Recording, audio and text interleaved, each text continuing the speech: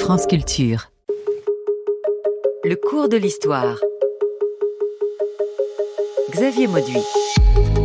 Citoyenneté, masculinité et autres affaires jamais vraiment classées. Quoi de neuf chez les Grecs? Mais oui, hommage à la beauté du grec, la langue, pour déchiffrer les lettres antiques, et à la beauté du corps aussi, pour évoquer les masculinités en Grèce antique. Mais était-il vraiment tout nu et tout musclé? Avec aussi une contre-enquête sur les tragédies antiques. Oedipe a-t-il vraiment tué son père? Des épisodes du cours de l'histoire écoutés à podcaster sur franceculture.fr et l'appli Radio France. Mais pour commencer, en être ou pas, devenir citoyen dans la Grèce antique avec le risque d'être exclu de la citoyenneté. Léopoldine Achache qui nous lisait ici un extrait des Politiques d'Aristote. Nous sommes donc au IVe siècle. Bonjour Christelle Muller. Bonjour. Vous êtes professeur d'histoire grecque à l'Université Paris-Nanterre et vous êtes l'autrice de La Fabrique du citoyen, les Grecs et la Politeia d'Aristote à Auguste. C'est publié chez Passé Composé. Et bonjour Vincent Azoulay. Bonjour. Vous êtes directeur d'études à l'École des hautes études en sciences sociales. Vous publiez Ostracisme, point d'exclamation, du bon usage de l'arbitraire en démocratie. C'est aux éditions de l'EHESS. Dites-nous, quand Aristote, au IVe siècle avant Jésus-Christ, dit sur le citoyen, il y a une controverse, Christelle Muller, comment nous nous en sortons? S'il y a déjà la controverse, ce n'est pas une évidence d'être citoyen. Il y a discussion déjà dans l'Antiquité. Oui, alors, si on commence par la définition d'Aristote, effectivement, c'est intéressant cette définition parce qu'il est le premier à formaliser la définition. La définition usuelle, celle que finalement Aristote n'aime pas tant que ça, est la définition par l'usage, c'est-à-dire ce que j'appelle la définition verticale. On est citoyen parce qu'on est fils ou fille de deux citoyens. Mais la définition qui l'intéresse, lui, c'est la définition par la participation, c'est celle qui a été lue par Léopoldine. Et celle-là, effectivement, elle n'est pas du tout aussi évidente qu'on pourrait le penser, notamment à cause des régimes politiques. À cause des régimes politiques, parce que la politeia, ça n'est pas seulement la citoyenneté, n'est-ce pas, Vincent? C'est aussi un régime politique. Il y a un versant individuel et un versant collectif. Oui, effectivement, le terme politeia a ce double sens qui parfois nous trompe, ou en tout cas, et nous fascine, c'est qu'il définit à la fois le citoyen, la citoyenneté, mais aussi le régime. Et le régime, en Grèce, c'est pas simplement les institutions, c'est aussi les manières d'être, les manières de vivre, c'est en réalité toute une anthropologie, où on retrouve d'ailleurs le citoyen. Donc, ces deux définitions sont à la fois disjointes, mais en même temps dialectiquement liées. Oui, il y a effectivement un seul concept derrière politeia. Ça, c'est vraiment très important, je pense. Qui s'applique dans toutes les cités, parce que là aussi, il y a le piège, au moment d'évoquer la Grèce antique, de tout résumer à Athènes au 5e siècle avant Jésus-Christ. Or, il y a de nombreuses cités, et l'histoire de la Grèce s'étend sur de nombreux siècles. Je suis particulièrement d'accord avec vous sur ce point-là. Effectivement, l'un des objectifs de mon ouvrage, c'était de sortir de l'athénocentrisme. Je sens que Vincent va me regarder avec des gros yeux. Puisqu'effectivement, je traite depuis le IVe siècle, en remontant un petit peu plus haut jusqu'au 1er siècle, jusqu'à 27, jusqu'à Auguste, et qu'on a affaire, dans tous les cas, à plus de 1000 cités, que ce soit à l'époque classique ou à l'époque hellénistique. Il y a quelque chose, malgré tout, de particulier à Athènes, Vincent Azoulay.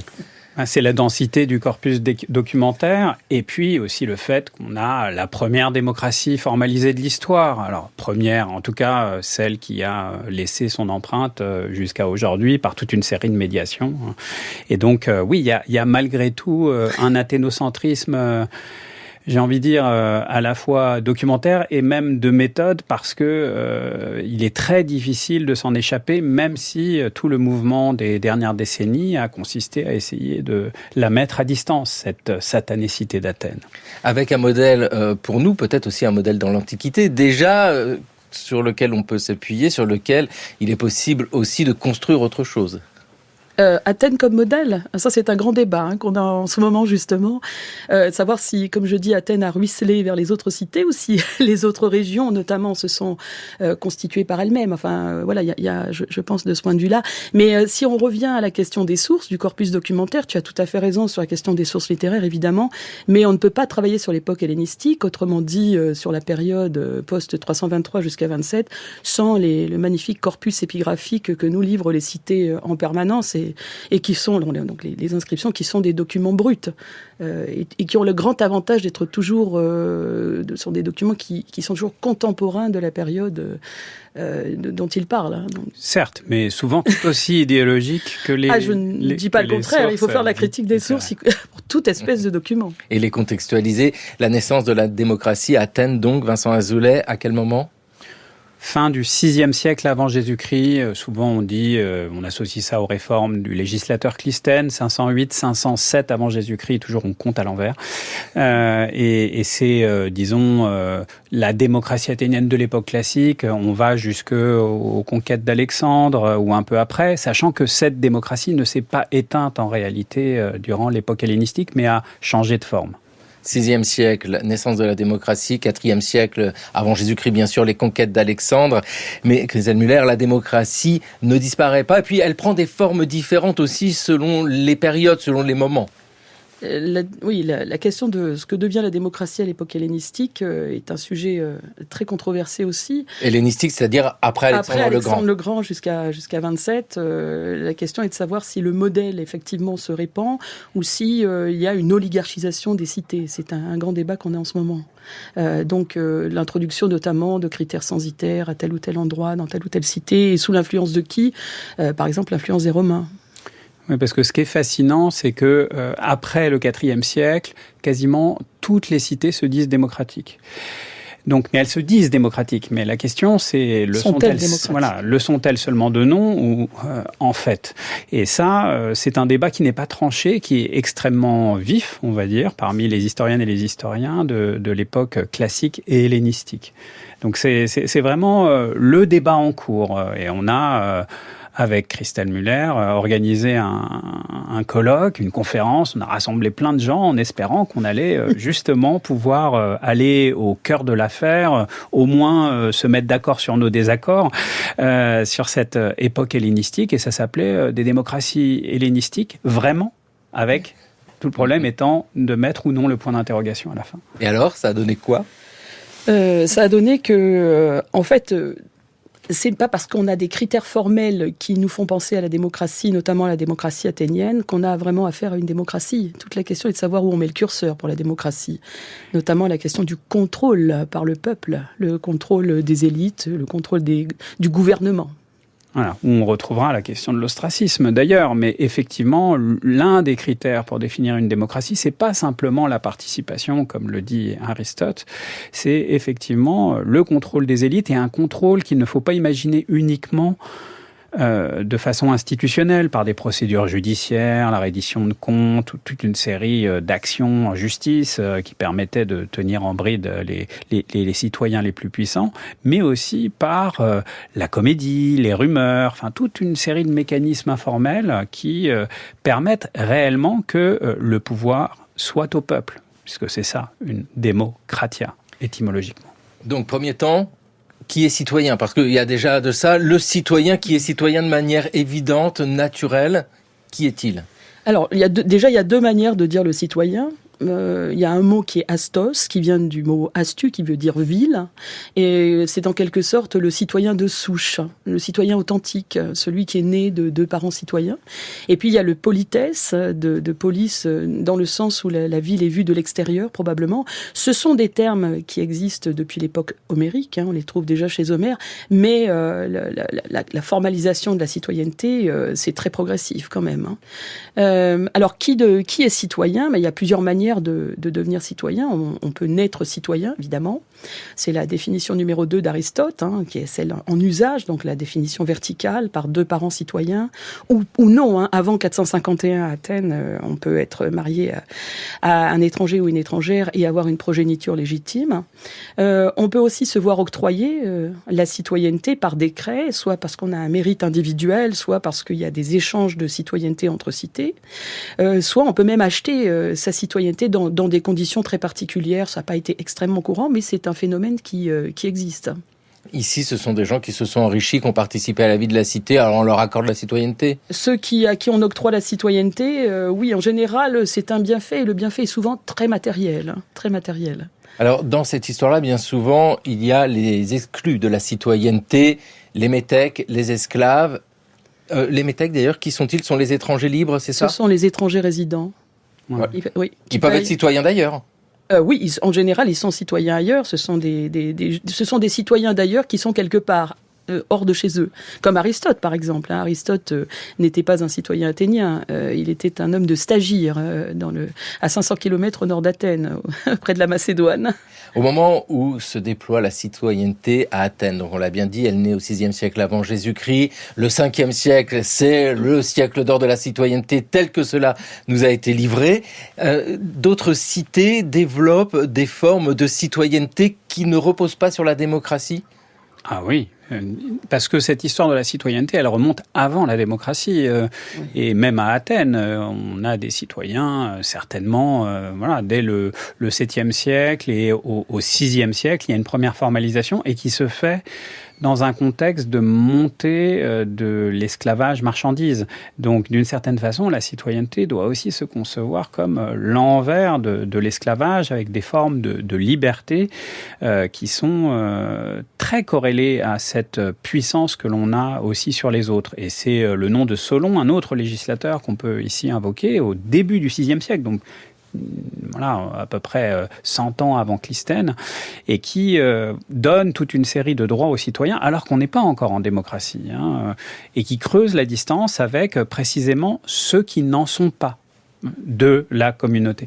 Ah, Christelle Müller, c'est vrai que c'est ici quelque chose qui nous touche parce que nous associons facilement avec notre lecture du monde politique la citoyenneté, la démocratie, des choses comme ça. Ce n'est pas une évidence dans la Grèce antique et aujourd'hui encore d'ailleurs. Pas du tout. Je crois que le premier constat à faire, c'est que la cité n'est pas nécessairement une démocratie. Donc il y a une politeia citoyenneté dans toutes les cités, qu'elles soient démocratiques, oligarchiques ou relevant de toute autre espèce de modèle.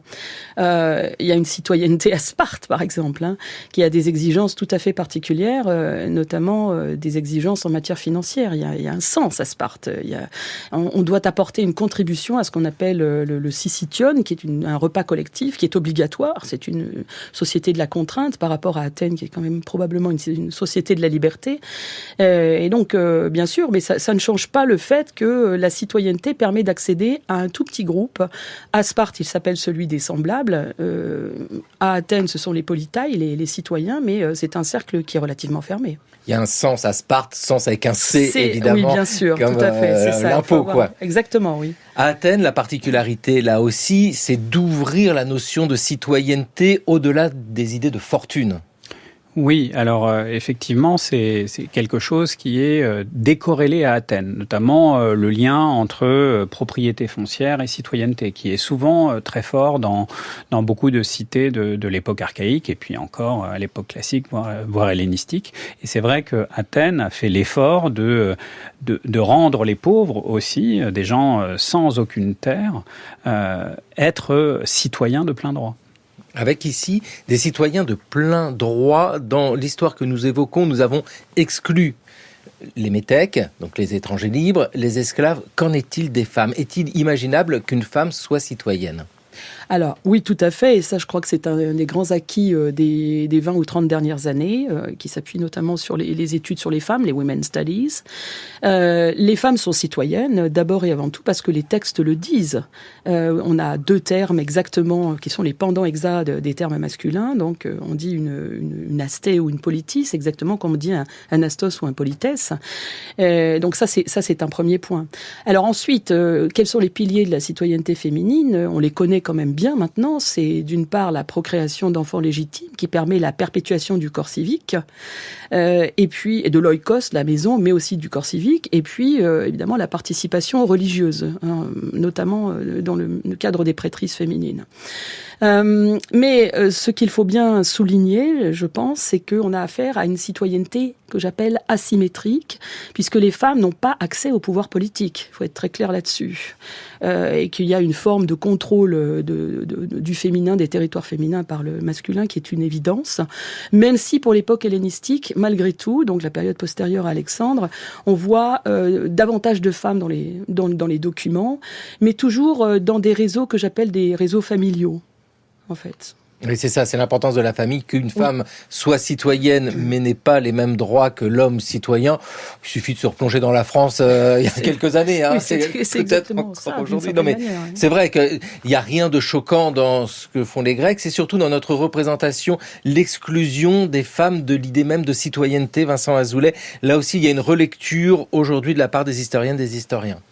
Oui, disons que dans les années 70, on avait tendance à construire le citoyen comme le décalque symétrique et opposé de toute une série d'exclus, et donc bien sûr l'esclave, mais aussi les femmes qui étaient considérées sous l'angle de l'altérité, du grand autre. Et tout le processus de réécriture de cette histoire ancienne, mais toujours vivace, ça a été de réintégrer les femmes à leur place, qui n'est pas la même que celle des hommes, dans ce grand récit autour de la citoyenneté et aussi de la démocratie, puisque c'est à Athènes qu'on voit des prêtresses même tirées au sort parmi tout le corps civique et qui ainsi permettent de garantir d'une certaine façon le contrat entre les dieux et la communauté. Et c'est pas rien. Je dirais même que c'est absolument décisif. C'est un pouvoir et un rôle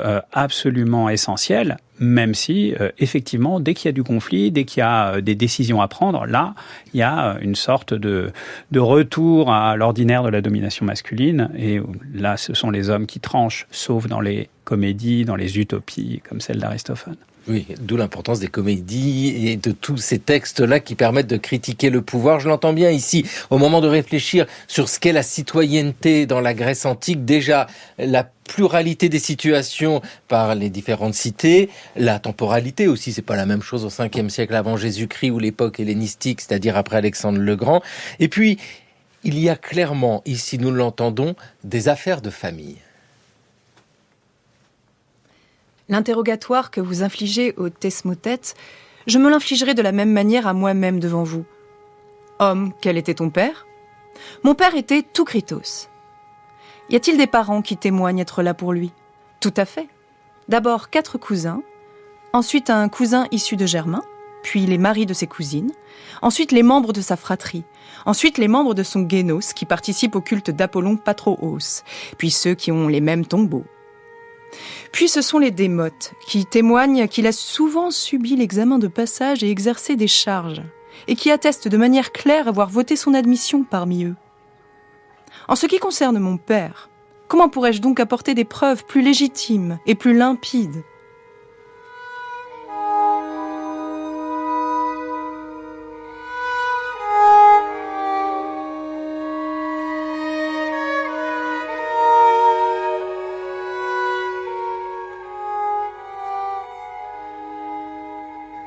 Nous étions avec Démosthène et Léopoldine H.H. qui lisait Démosthène contre Éboulides. C'est au milieu du IVe siècle avant Jésus-Christ.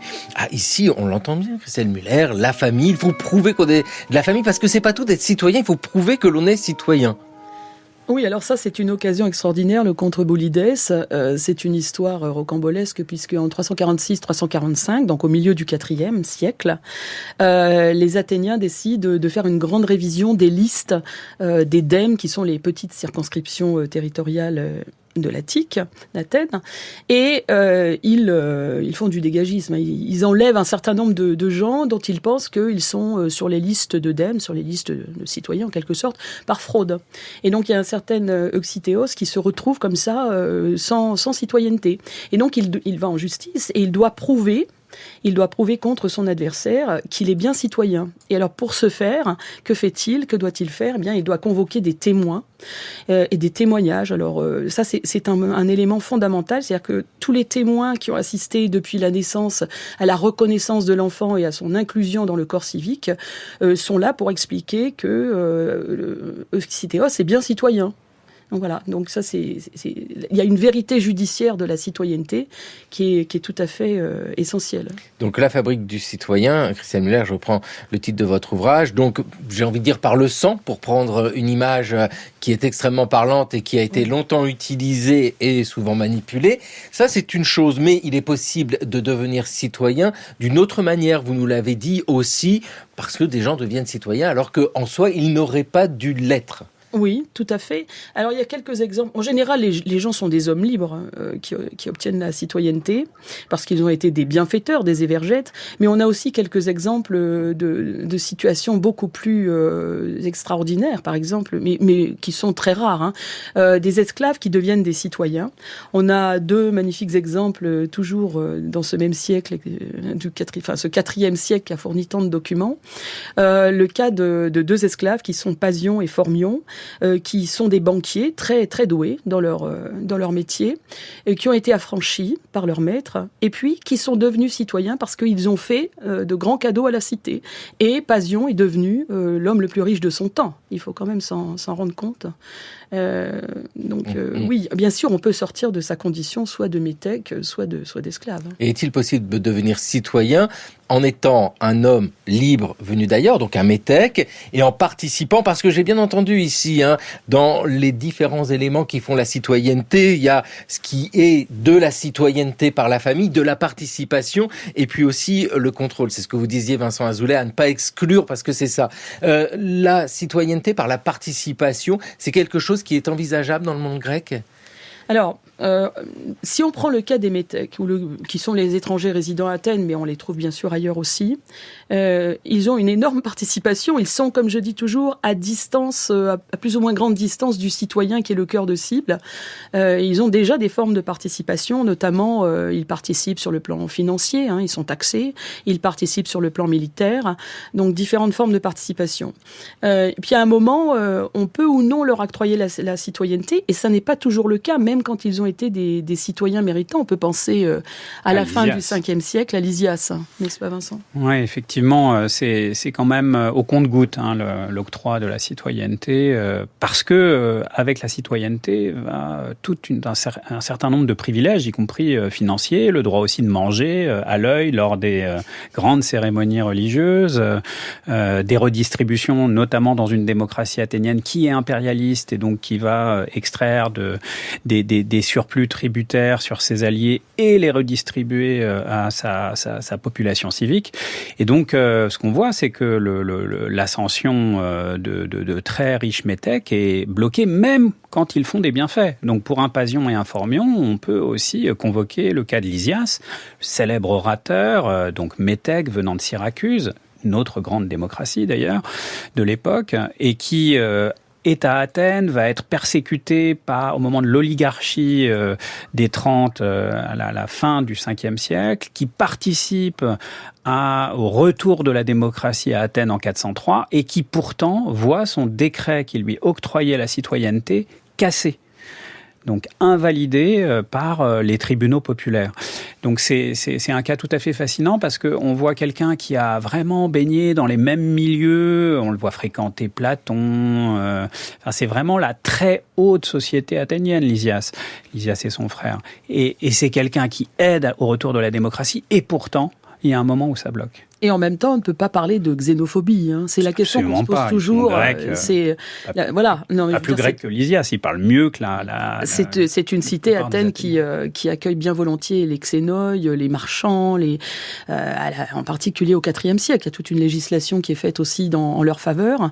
Donc ça n'est pas de la xénophobie, c'est vraiment l'idée qu'on érige un mur quand même entre le corps civique et le reste, ce qui rapproche quand même d'une certaine manière les différentes cités grecques au-delà de ce qu'on appelle le régime politique. Le corps civique est protégé de l'extérieur. Alors après, il y a plus ou moins de contraintes, bien sûr. Athènes, cité de la liberté, Sparte, cité de la contrainte. Je crois que c'est pas du tout une fausse vision, mais le corps civique est protégé de l'extérieur. D'ailleurs, au moment de se balader sur l'agora, est-il possible de distinguer les citoyens de ceux qui ne sont pas citoyens ? Alors ça, c'est un des grands points que soulève un auteur qu'on appelle le pseudo-Xénophon, ou le vieil oligarque dans le dernier tiers du 5e siècle. Impossible de distinguer l'homme libre de l'esclave, du citoyen. Enfin, en plus, les citoyens sont des hommes libres, évidemment, donc il y a des glissements dans ce passage. Mais donc on peut se tromper, on peut battre un citoyen par erreur, parce qu'on l'aura pris pour un esclave, parce qu'il n'y a pas de distinction particulière, il n'y a pas d'habitus particulier. Ça, c'est le cas d'Athènes. Je pense qu'à Sparte, les choses sont un petit peu différentes parce qu'il y a une façon de s'habiller spécifique aux citoyens, la tunique courte, le tribone, comme on dit. Mais globalement, si on regarde dans les cités, il y a une catégorie quand même qui est plus facile à reconnaître sans doute, ce sont les esclaves. Pour des tas de raisons. Alors, la partition, elle est peut-être finalement entre les hommes libres et les esclaves, plus qu'entre les citoyens et les non-citoyens. Les esclaves, par exemple, les esclaves fugitifs peuvent être tatoués. On ne marque pas les esclaves au fer rouge dans l'Antiquité grecque. On les tatoue quand ils sont partis trop loin. Bien, on peut même les marquer sur le visage. Et puis, il y a autre chose qui est la fameuse nudité. On peut reparler de la nudité. Je veux dire que l'esclave aura ce qu'on peut appeler un bronzage agricole parce qu'il travaille au champ et qu'il est quand même habillé, tandis que l'homme libre, le citoyen et l'étranger qui fréquentent le gymnase ont un léger bronzage, un léger hâle, qui est le signe aussi de la liberté. Et puis, dans l'idée de différencier quelqu'un qui est citoyen de quelqu'un qui n'est pas citoyen, il y a la participation à la vie civique. Et là, bien sûr, la différence se fait de manière très nette, sachant, Vincent Azoulay, que cette participation peut prendre des formes très différentes, qui va du vote au tirage au sort. Oui, alors tout à fait. Ça se distingue sur le plan vraiment des institutions politiques formalisées. Mais en revanche, les métèques participent à toute une série d'autres activités qui sont aussi celles du citoyen. Et c'est pour ça que Aristote, quand il cherche à définir la citoyenneté, il la met dans l'alambic pour essayer de retirer toutes les autres activités auxquelles et les métèques et les citoyens participent. Et finalement, ce qui reste au fond, c'est la politique formalisée. Parce que ça, effectivement, c'est du ressort exclusif des citoyens mâles. Donc une petite minorité, même à Athènes, certainement 10% des habitants. Si on compte les esclaves, les femmes, les jeunes, les métèques. Si je peux rebondir sur cette question-là, on a fait dire à Aristote des tas de choses qu'il n'a jamais dites. On s'est emparé de cette définition pour restreindre la participation du citoyen à la participation politique et judiciaire, ce qui n'est absolument pas le cas. Il essaye simplement d'extraire le cœur, le cœur du réacteur, comme je dis toujours. Donc c'est la participation judiciaire, la crisis et l'arché, participation au gouvernement. Mais il n'a jamais exclu le reste. Alors il y a évidemment des absents dans la définition d'Aristote. Mais il procède avec beaucoup de prudence pour essayer d'effeuiller la marguerite. Oui, parce qu'un citoyen paye des impôts, et puis est là dans la vie de la cité. Il fait des choses, et cela fait quelqu'un qui a des activités. Vous y ajoutez donc tout ce qui concerne l'activité civique, ce réacteur-là que vous... Le cœur du réacteur. Le cœur du réacteur. Les deux piliers, c'est vraiment le pouvoir judiciaire, la crisis, et le pouvoir de gouvernement, la participation au gouvernement, que les Grecs appellent d'un mot très complexe, qui est le mot arché. Tandis que les métèques, eux, ces citoyens libres, ces étrangers libres, ne participent pas à ce cœur. Voilà. C'est ça. Non. Ils peuvent participer pratiquement à tout, alors à des degrés divers. C'est pas tout à fait la même chose. Il y a même des gens qui sont des isotèles, c'est-à-dire ils payent les mêmes impôts que les citoyens et c'est un privilège. Mais ils n'ont pas accès aux activités de gouvernement. Ça nous parle, bien sûr, ces réflexions sur la citoyenneté, sachant combien cette démocratie, souvent athénienne, désolé, Tel Muller, et souvent du 5e siècle avant Jésus-Christ, désolé aussi, a servi de modèle par la suite. Sachant que la citoyenneté telle qu'elle se développe dans les siècles qui suivent, c'est-à-dire après 4e siècle, donc 4e siècle Alexandre le Grand, et puis par la suite la période hellénistique, c'est aussi une citoyenneté qui évolue parce que il y a cette idée-là, nous ne sommes pas sur des phénomènes figés, il y a des évolutions, des adaptations. Alors oui, ça c'est clair, même si elles sont plus difficilement documentées que dans l'Athènes du 5e, 4e siècle, naturellement. Mais en particulier, on constate ce qu'on peut qualifier d'ouverture de la citoyenneté, de l'acquisition de la citoyenneté. On le sait évidemment pour Athènes. C'est toujours Athènes qui est en jeu. On sait que il fallait, alors qu'avec Périclès, il fallait 2 parents athéniens, il est assez probable qu'à partir du 2e siècle avant Jésus-Christ, on n'ait plus besoin que d'un seul parent athénien pour être citoyen, ce qui est quand même une évolution notoire. Bien sûr. Oui, ça change ça vraiment change beaucoup. Choses, oui. Ça change vraiment beaucoup dans cette fabrique du citoyen qui nous intéresse, Vincent Azoulay. Mais on vient de le dire, ces échos presque contemporain, tant il y a ce modèle antique qui a été repris et développé, sachant que si des éléments nous projette à aujourd'hui, qui est citoyen, qui a la nationalité, être citoyen, c'est pas forcément avoir la nationalité, parce qu'on participe à la vie de la cité aussi. Ces réflexions-là nécessitent à la fois une admiration pour tout ce qu'il y a comme proposition de la Grèce antique, mais aussi des limites, parce que nous sommes dans un contexte très différent de la démocratie que nous connaissons aujourd'hui. Oui, c'est-à-dire que de toute façon, il ne s'agit pas de revenir à Athènes. Et de toute façon, peut-être faut déjà commencer par là. Athènes n'a été un modèle que très récemment. C'est-à-dire, Athènes est détestée. Alors, bon, il y a une exception florentine à Florence au XVe siècle, XIVe et XVe siècle, mais autrement, Athènes, c'est le règne de la populace, de la canaille, et ça vaut jusqu'à la Révolution française compris. Il n'y a que Camille Desmoulins qui trouve que Athènes est une cité intéressante parce qu'on peut y chansonner les hommes politiques, mais même Robespierre, c'est Sparte.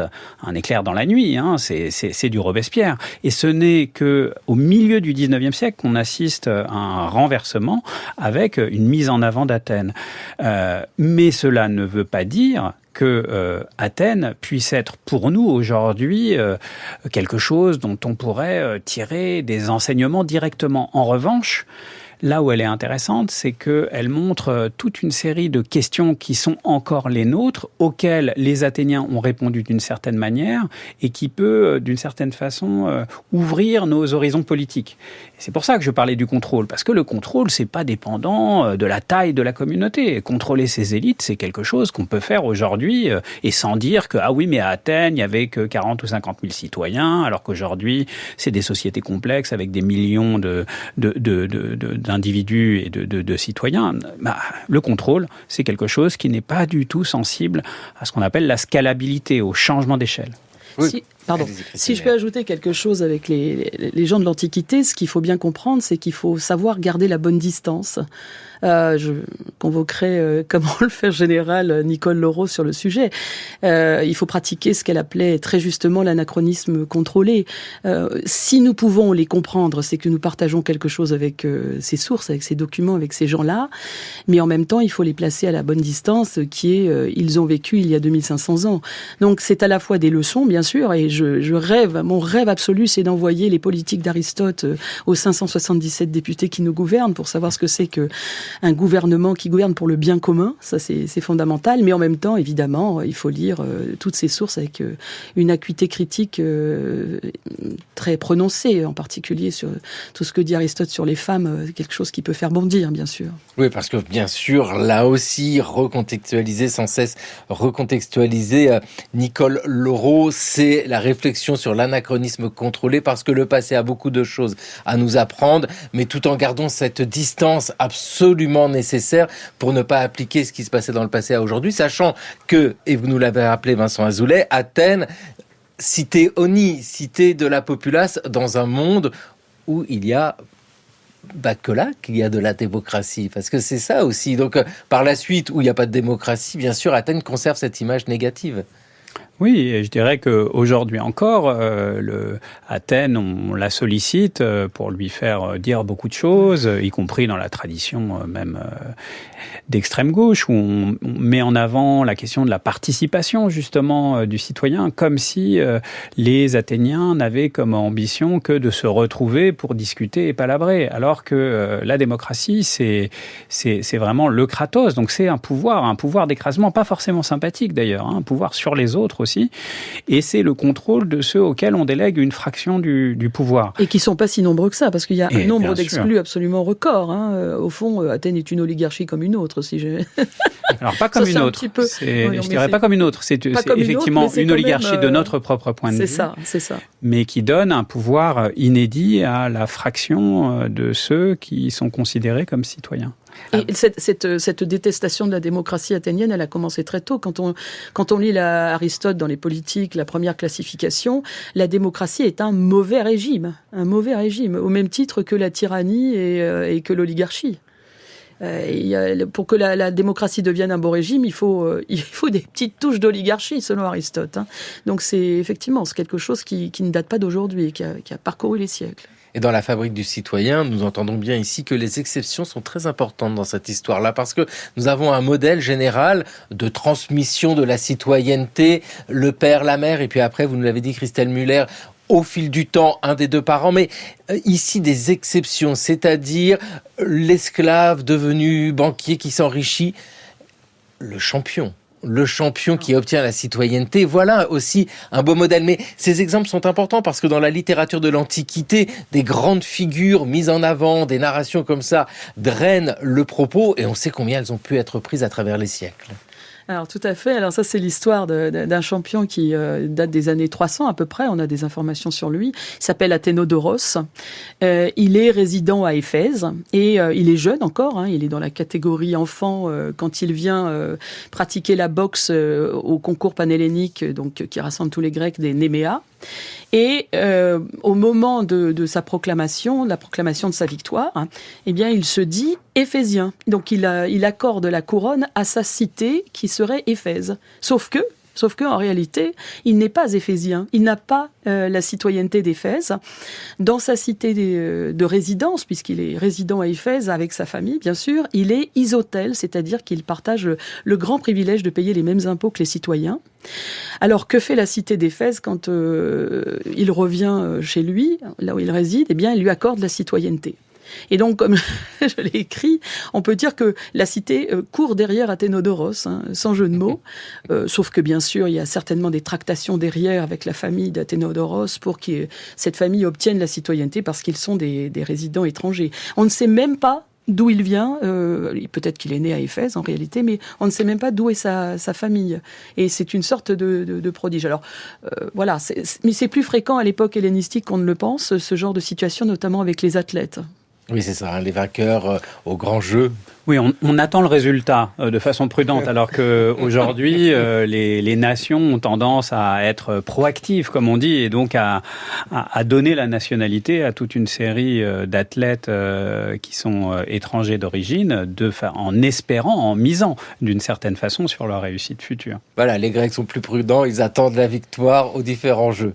Dans cette évocation de la citoyenneté dans l'Antiquité, Vincent Azoulay, vous avez vraiment insisté sur le contrôle pluriel du pouvoir. Il est très important ce contrôle-là, c'est-à-dire la capacité à exprimer ses critiques envers le pouvoir par la comédie et puis par les institutions elles-mêmes. Alors quand il s'agit d'institutions, là ça concerne que les citoyens. Pour la comédie, il n'y a pas que les citoyens qui peuvent aller au spectacle.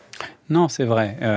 Alors, et il faut s'entendre sur le pouvoir, c'est-à-dire que c'est la façon dont la communauté se critique elle-même, puisque les gouvernants ne sont jamais qu'une fraction de la communauté. Ce sont des citoyens comme les autres à qui on délègue une partie de l'archet, comme l'a dit Christelle Muller, pendant un temps souvent assez court. Donc c'est d'une certaine façon la cité qui se contrôle elle-même, qui contrôle une partie de ses citoyens, ceux qui notamment ont plus d'influence que les autres parce qu'ils se présentent davantage au tirage au sort ou à l'élection pour exercer des charges, parce qu'ils montent à la tribune de l'Assemblée pour haranguer la foule et faire des propositions.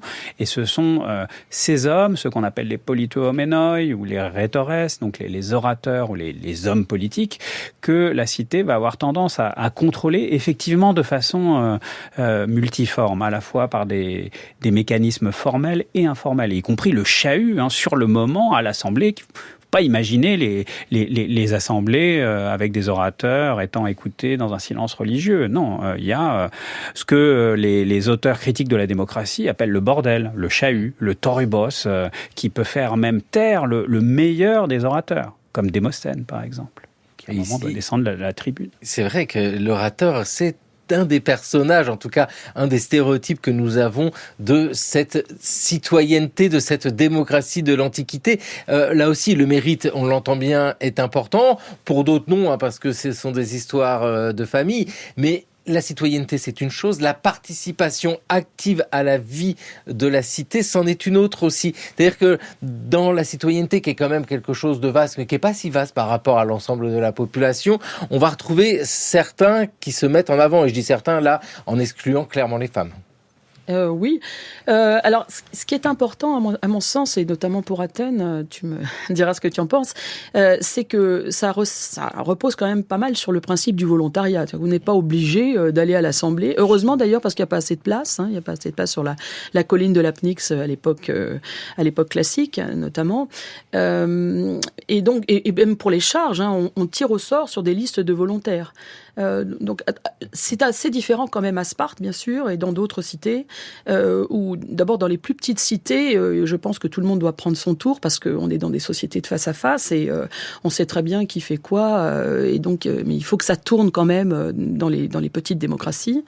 À Sparte, vous êtes obligé de participer au fameux Syssition, au fameux repas du soir. Alors le problème de la participation à l'Assemblée, là, elle est plus débattue pour Sparte parce qu'on a très peu d'informations, mais voilà, donc on n'est pas obligé partout de participer. Si tous les citoyens d'Athènes veulent participer, ils sont combien? 5 000, 6 000 à peu près? Ah non, ils sont beaucoup plus nombreux. Entre au 5e siècle jusqu'à 50 000, peut-être 60 000 avant la guerre du Péloponnèse. Après la guerre du Péloponnèse, une gigantesque saignée, donc plutôt 30 000, 20 000. Et au 4e siècle, 30 000, disons. Ah oui, ils ne peuvent pas tous se réunir d'un coup. Et effectivement, parce que sur l'Apnix, il y a 6 à 8 000 citoyens qui peuvent se réunir. Dans le dernier état de l'Apnix, oui, c'est ça. Et même dans le premier état au 5e siècle, c'est beaucoup plus restreint. Donc, plutôt 6 000, effectivement.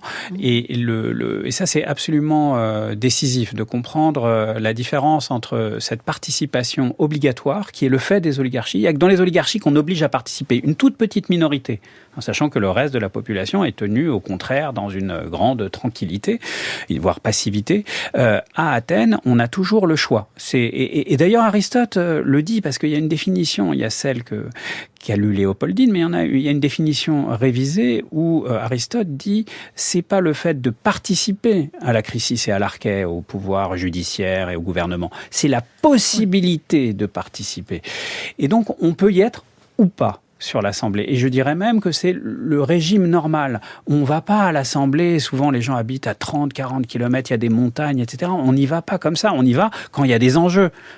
C'est comme dans les assemblées de copropriété aujourd'hui. Tout le monde ne va pas tous les ans, et pourtant là, il faut l'imaginer 40 fois par an à ces assemblées. C'est quand il y a des enjeux, là, ils sont tous là. Ça pose la question d'ailleurs de l'indemnité qu'on peut percevoir si on va accomplir son devoir, si j'ose dire. Puisqu'il y a une indemnité qui est prévue pour diverses charges et aussi pour assister à l'Assemblée, qui est le mistos. Et donc c'est une indemnité de présence. La question est de savoir au fond à quoi ça correspond, pour quelles raisons on l'a institué. Est-ce que c'est parce qu'il y avait de l'absentéisme? Ça, c'est une des questions qui a été posée. Ou est-ce que c'était une question de ponctualité? Est-ce qu'on visait un certain nombre de gens après quoi, effectivement, on se disait c'est bon, on est au complet. Et qu'est-ce que c'est être au complet? Donc Vincent a cité le chiffre de 6 000 personnes qui constitue ce qu'un historien a appelé le grand corps de la cité. 6 000 personnes, c'est une masse suffisante qui permettrait de, je n'ose pas dire le mot, représenter le reste du corps civique. Il y a le problème de la représentation, mais qui est une masse critique intéressante. Et c'est aussi le chiffre pour l'ostracisme, n'est-ce pas, Vincent? Oui, parce que Vincent Azoulay, vous publiez Ostracisme, point d'exclamation, avec ici l'ostracisme qu'il va falloir développer parce que le mot est entré dans le vocabulaire français, ostraciser, exclure quelqu'un. Au moment de réfléchir à l'ostracisme, mieux vaut faire profil bas. Les ont domestiqués d'une certaine façon. Et c'est une menace qui apparaît en même temps que la démocratie, avec Clisthène, même si elle n'est pour la première fois mise en œuvre qu'entre les deux guerres médiques, donc entre 490 et 480 avant Jésus-Christ. Et c'est une menace qui est toujours là chaque année, que les Athéniens peuvent déclencher ou non, et qui consiste donc à exclure un citoyen pour 10 ans. Mais seulement 10 ans, j'ai envie d'ajouter immédiatement, et sans que celui-ci perde sa citoyenneté. Donc c'est pas une histoire d'exclusion radicale. Et c'est une des choses qui m'a intéressé dans l'ostracisme, c'est que contrairement à ce que dit Aristote, ce n'est pas un exil comme les autres. Bien sûr qu'il y a exil, que la personne qui est ostracisée, donc un citoyen en général très puissant, doit faire ses clics et ses claques et partir. Il a du temps d'ailleurs pour le faire, pour s'organiser, mais il ne perd pas sa citoyenneté. Et en général, il reste juste à côté, le plus près possible de la cité, parfois à Argos par exemple, et pour revenir, parce que souvent ils sont rappelés. Donc c'est pas une histoire d'exclusion irrémédiable. Et c'est très important si on veut comprendre comprendre pourquoi l'ostracisme a fonctionné, pourquoi les élites l'ont accepté. Christiane Muller. Donc c'est très différent de l'exil. Alors ce qui est intéressant, c'est que l'ostracisme n'existe plus après, en tout cas, il n'est plus attesté dans les sources à partir du IVe siècle, sauf si tu me contrediras. Mais effectivement, ce qu'on trouve à l'époque hellénistique, c'est l'exil. Les cités sont très attentives à ne pas laisser s'installer des régimes tyranniques. Elles ont très peur, notamment au IVe, IIIe siècle, on a très peur de la tyrannie, de l'oligarchie. Et dans ce cas-là, il y a diverses peines. Il peut y avoir des peines d'athymie, c'est-à-dire de dégradation, d'indignité, mais aussi de proscription. Et alors là, vous n'êtes plus du tout protégé à l'extérieur de votre cité par votre statut de citoyen. Et évidemment, l'exil que les Grecs ont beaucoup pratiqué entre le IVe et le 1er siècle avant, sous l'influence, à l'intérieur des cités, mais aussi sous l'influence des Romains. Les Romains ont eu des actions dévastatrices en la matière, mais c'est très différent de l'ostracisme. Et l'exil pose des problèmes, même si tout exil n'est pas une proscription, au sens où vous ne perdez pas nécessairement votre protection en tant que citoyen, mais le retour des exilés, qui est toujours une des grandes questions de l'époque hellénistique, pose des difficultés, notamment à propos de la confiscation des terres, hein, puisque vous êtes un propriétaire foncier quand vous êtes un citoyen souvent, et donc le retour des exilés a suscité des tragédies incroyables dans les cités. Avec l'ostracisme, au moins c'est clair, c'est 10 ans. Alors Vincent Azoulay, vous disiez déjà il y a décision, faut-il qu'il y ait ou non ostracisme, au sens où on vote déjà pour savoir si on va voter. Exactement. C'est une mesure étrange parce qu'elle est a priori totalement arbitraire, c'est-à-dire que vous n'avez pas besoin d'avoir commis le moindre délit, la moindre transgression pour être exposé à l'ostracisme. Ça peut tomber sur n'importe qui, en général des hommes puissants, mais en même temps, la mesure est entourée de toute une série de garanties procédurales qui la rend extrêmement mesurée. J'ai pas envie de dire douce, mais mesurée. Parce que, justement, si elle était non maîtrisée, elle créerait de la sécession ou de la révolte chez les élites athéniennes. Et ce qui est fascinant dans l'histoire de l'ostracisme, c'est qu'elle a été acceptée. Et donc elle avait lieu en 2 temps. D'une part, à la 6e Prytanée, le 6e mois de l'année, on votait sur le principe. Est-ce qu'il y aura ou non ostracisme cette année? Et puis, si le vote était positif, mais ce qui était rare, à peine 12 à 14 fois maximum sur tout un siècle.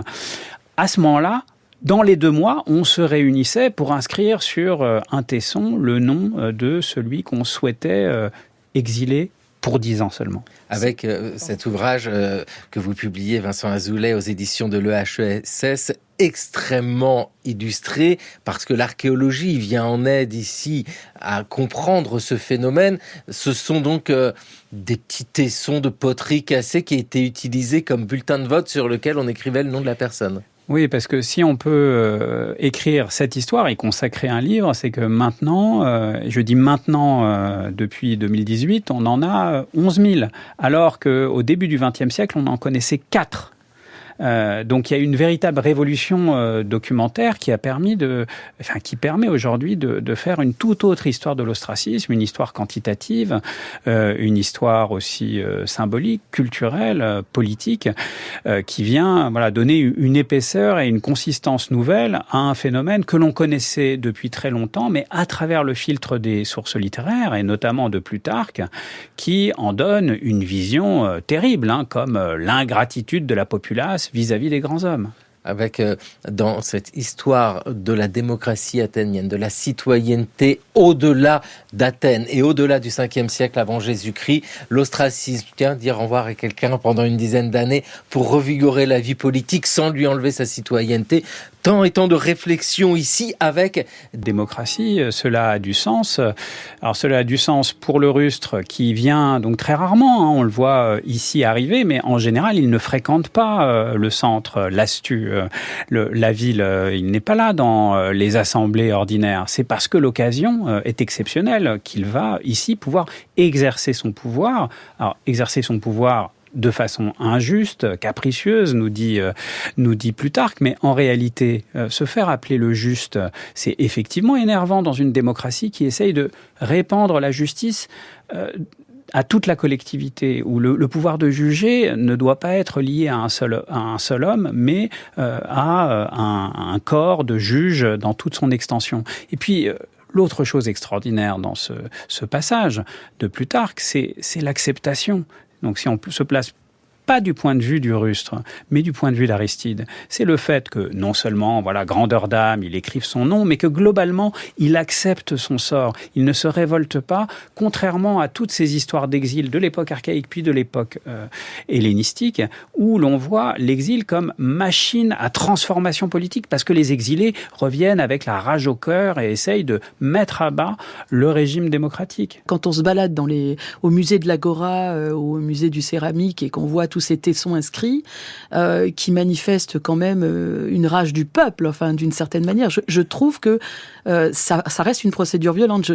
C'est pas une vision un peu irénique de l'ostracisme? Je crois vraiment pas, parce que c'est justement un dosage entre effectivement arbitraire et violence, ce qu'on disait sur le kratos, sur le pouvoir du peuple, et en même temps une extrême mesure sur le plan procédural. Et c'est cet équilibre-là entre honneur et châtiment, cet équilibre dans la punition, qui effectivement a une dimension violente, hein, tu as tout à fait raison, mais qui me semble-t-il explique la domestication, explique le fait que Périclès se courbe l'échine, et en même temps jamais n'adopte le point de vue des oligarques. C'est long quand même, 10 ans sur une vie antique. Alors d'abord, ça dure pas toujours 10 ans. Oui. Souvent, ils sont rappelés.